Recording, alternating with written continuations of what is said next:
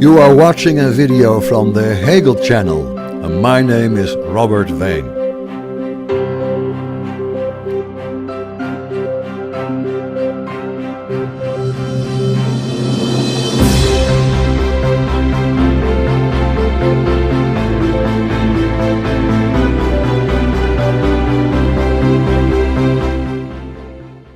I have been very busy with totally different topics and issues.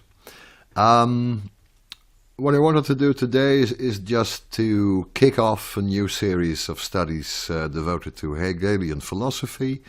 In particular, I'm going to be talking about the chapter of religion in the Phenomenology of Mind, or the Phenomenology of Spirit. Because someone else, Dr. Gregory B. Sadler, made a wonderful series, is still doing a wonderful series on the phenomenology, which is so good that I thought it would be very superfluous to make a second series that covers the same topics. So I just wanted to show you his channel here on YouTube, and invite you to look at his 138 videos called Half Hour Hegel, the Complete Phenomenology of the Spirit, 138. So he started with the preface, and so now he is in the chapter of reason. So I want to skip ahead of him and talk about the chapter on religion, especially because I'm also a theologian. Actually, I'm even a minister in the Dutch Reformed Church. So my interest in philosophy has always been side by side with my interest in theology, in particular biblical theology, but also to a degree systematic theology. And for that latter topic, I need, of course, some understanding at least of philosophy. But I started out as a philosopher. I quit doing only philosophy, well, when was that? I think in 1990 or something. So for the past 26 years I have been doing some philosophy, but on the side. So I can't call myself a real philosopher anymore. That's a right you can only maintain when you keep studying philosophy, and I must admit that I did not. So I'm going back now to my well, not my childhood, but my first love, trying to do this kind of stuff, and I hope you'll enjoy it. I hope you see some enticement to get into some dialogue with me, and I hope you go to the YouTube channel of Dr. Sadler, who can fill you in on the previous chapters. When he comes to the chapter of religion, we're going to work well on the same topics, but you will see he has a very, very specific method. This half-hour lectures on the text of the phenomenology. I think he's doing such a great work that I'm not going to repeat that. I'm going to do something quite different from that. Okay, so that's the first thing I wanted to say. Okay, how about listening to a little piece of the YouTube channel of Gregory Sadler. I'm going to click on the welcome that he put on his channel. I'm Dr. Gregory Sadler, and I'd like to welcome you personally to my YouTube channel. I'm an educator. I've been teaching for about 15 years or so in various fields, most of them having to do with philosophy. I'm an author of one book and a number of articles, encyclopedia entries, translations. I'm also a public speaker. I'm an educational consultant, and most importantly, I think from where you're sitting, I'm a content producer for YouTube. What I do is I take difficult philosophical texts and thinkers from the history of philosophy, where there's all sorts of concepts and notions tangled up together, and I make them accessible for non-philosophers. for students, for lifelong learners, for interested people. That's what I do. That's what this channel's about. So on this channel, you're going to find a number of different playlists. There's many videos, and I found it important to organize them so that viewers can find the material that they're looking for. And you're going to find links to these playlists coming up right about now in here. Some of these have to do with individual thinkers like Plato or Cicero, St. Augustine, Aristotle, Hegel, Nietzsche. We could go down a long list, and doubtless you're going to see a number of different links over here on the side with annotations. I've also got a number of more thematically organized videos. I've got... Okay, it's easy enough to find them. The various categorized sections of his YouTube channel. It's amazing how much this guy has made. So my recommendation is that for a lot of topics you go to the Gregory Sadler channel. Okay, let's go to Hegel. I just wanted to say a couple of things about... oh dear, this is not going too well at all. How does this work? I wanted to go to the list of contents, but okay, so somewhere around here. Ah, there it is. Okay, I just wanted to show you where I'll be starting to read. Of course, that's in this area. So we're going to talk about the chapter of religion, and that's, let's say, the high point of the early development of Hegel with regard to the topic of religion, starting from the spirit of Christianity, and then the religion section in the encyclopedia, and other texts on the philosophy of religion. But now in the phenomenology, there's also a section on religion, starting, if you use Miller's translation, Hegel's Phenomenology of Spirit. Miller's translation starts in paragraph 672. So that's where I will start reading next time. Just a couple of remarks about the topic of religion in Hegel, just to get this all started again. Very important to understand why Hegel did a chapter on religion in his phenomenology, because it seems to be superfluous. Actually, the whole chapter on spirit seems to be a bit superfluous too. When we have found the certainty and truth of reason, then there should be no reason whatsoever not to come to some sort of understanding of absolute knowing. That is in effect what we find elsewhere. But we have these both chapters of spirit and religion in between. So what is he up to? Why do we have a chapter on religion? Now, I think we can understand it like this, that in the chapter on religion, all the previous stages of the development of the spirit are recapitulated. They are gone through again within a very specific framework.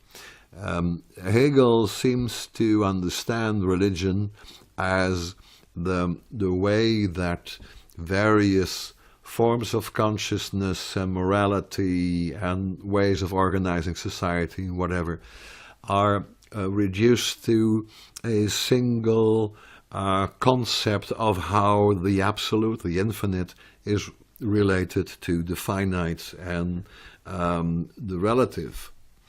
So in religion, we are going back to sense certainty and self-consciousness and immediate reason and everything that we have found before, until we reach the stage of the revealed religion. At the highest stage of revealed religion, by the way, Hegel intends to talk about Christianity. That's the revealed religion. at the highest stage of Christianity, religion shifts over to, develops into absolute knowledge. So for him, it's very important that only through religion, absolute knowledge can be found and exercised. So we come to this kind of definition. Religion is the Gestalt, so let's say the expression, the form of the Absolute Spirit that knows itself as Absolute Spirit. So it has an adequate self-understanding, an adequate expression of itself in the form of the concept. However, that self-understanding is expressed exclusively in the form of the representation, the Vorstellung. So it's in the form of a subject-object relationship in which the object is to some degree the other of the subject. So the complete self-identity of the spirit is there. It's assumed, it's the condition of the whole relationship. However, the relationship itself does not adequately express its own condition, express its inner and presupposed unity. Now, according to some, we have this chapter on religion only because Hegel wanted to elucidate the conditions that make speculative knowledge, absolute knowledge, possible. So it's about the conditions of absolute and speculative knowledge. That sort of answers the question whether or not religion is appropriate as a topic in the phenomenology of the spirit. For some, like for Richard Heim, it's just a confused psychology that is even more confused by picking up all sorts of historical data. So according to him, the chapter does not belong in the phenomenology.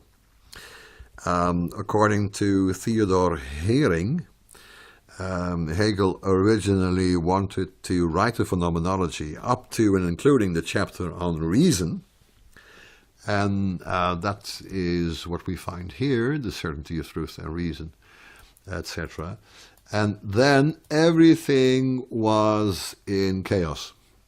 So the chapters on spirit and religion that he wrote quite quickly afterwards are just coming out of this confusion. What am I going to write? Hegel apparently was not really glad, really satisfied with the idea that from the certainty and truth of reason you could simply skip to or come to absolute knowledge. To others, it's superfluous complexity within the phenomenology to talk about the spirit and religion, especially religion.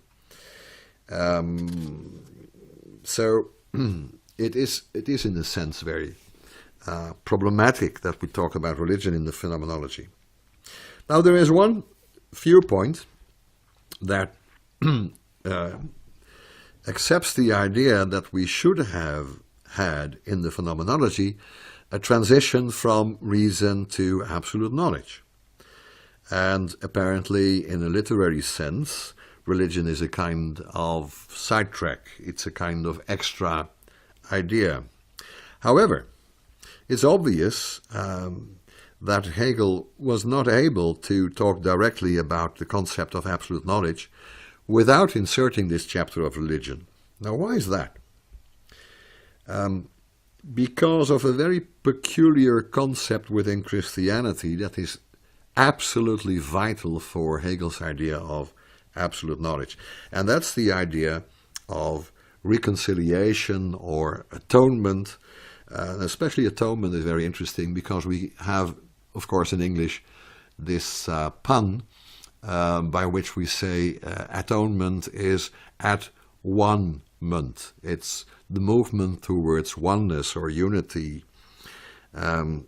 which is about the same, I guess, as reconciliation. But atonement expresses this movement toward totality and complete and peaceful unity. Now, in Christianity, we have this atonement in the religious discourse, in the religious experience, but with a very interesting division, and that is the division between the already and the not yet. So we have a soteriological element. Already there is the full reconciliation between God and man. However, there's also this aspect of not yet, the eschatological element, because the full realization of the atonement is still something in the future. So there is a kind of distortion of the fullness of the concept of atonement, the complete unity of humanity and divinity, because there is a kind of temporal crush, a temporal division between the atonement in principle, in history, in the past, and the atonement in full realization in the future. So religion expresses an atonement that is both already here and not here. It's an atonement, therefore, that is not complete. Hegel tries to develop this concept of the full atonement by talking about the doctrine of the Trinity, especially in the doctrine of the Trinity, which is the highlight of the chapter on revealed religion that deals with Christianity in its basic shape. This doctrine of the Trinity will develop ultimately into the concept of absolute knowledge. So there we have it. Now I have to go to the chapter on religion. No, it doesn't do that. It doesn't do that, so I have to try and get to go to, what shall I do? Table of contents. That's interesting. So there should be, there we have it. So this is the first paragraph that we need to consider. So there is an introduction to the chapter of religion that we have before us here, and then in 684 we're talking about natural religion. We're talking about religion in the form of art, which is basically Greek tragedy and religion. And then with the decline of the work of art, the expression of religion within the form of art, we're going to talk about revealed religion in paragraph 748, and that is the most interesting and to me the most challenging, because being a minister and a theologian, I find here that it's very, very ambiguous to me, because it's up to a point the language of theology and the basic themes of dogma that I hold in my own faith. On the other hand, this is a philosophical treatment of all of that within a very specific perspective, religion being treated as a form of consciousness, etc. So to me, this is very interesting. Now, let's just end by reading this single paragraph. In the structured forms hitherto considered, which are distinguished in general as consciousness, self-consciousness, reason, and spirit, so consciousness, self-consciousness, and reason according to the original plan that Hegel had, and then spirit was extra, the realization of reason in the shape of a communal consciousness, and moral consciousness. And now religion, too, as consciousness of absolute being as such. That's his first definition of religion. It's the consciousness of absolute being as such. So it knows about being as absolute, or knows about the absolute as equivalent to being as such. Now, religion has already made its appearance, although only from the standpoint of the consciousness that is conscious of absolute being. That is the case, for instance, in the third part of consciousness, where Hegel talks about force in the understanding. So at the end of that chapter, Force in the Understanding, he talks about the inner depth of our understanding. There is, in that form of self-consciousness, there is something, or it's not self-consciousness, I'm sorry. In that form of consciousness, there is an element of being directed towards something absolute, beyond all appearances. In self-consciousness, we have, in the development of the freedom of self-consciousness, and leading up to the notion of the certainty and truth of reason, we have unhappy consciousness. And unhappy consciousness also takes itself, its own absolute being, as something other than itself, as something that is beyond itself, is transcended to itself, which it cannot reach at all. So it cannot find its unity with itself. So it's a kind of a standpoint of the consciousness that is conscious of absolute being, but is not conscious of itself as absolute being. There's no self-consciousness of absolute being. So Hegel can conclude this paragraph by saying, but absolute being in and for itself, absolute being in the full sense of the word, in the full developed sense of being in itself, exactly what it is, and being for itself, knowing itself as what it is. Therefore, the self-consciousness of spirit has not appeared in those shape. So that is the topic of the chapter of religion, the self-consciousness of spirit, going beyond the consciousness of spirit.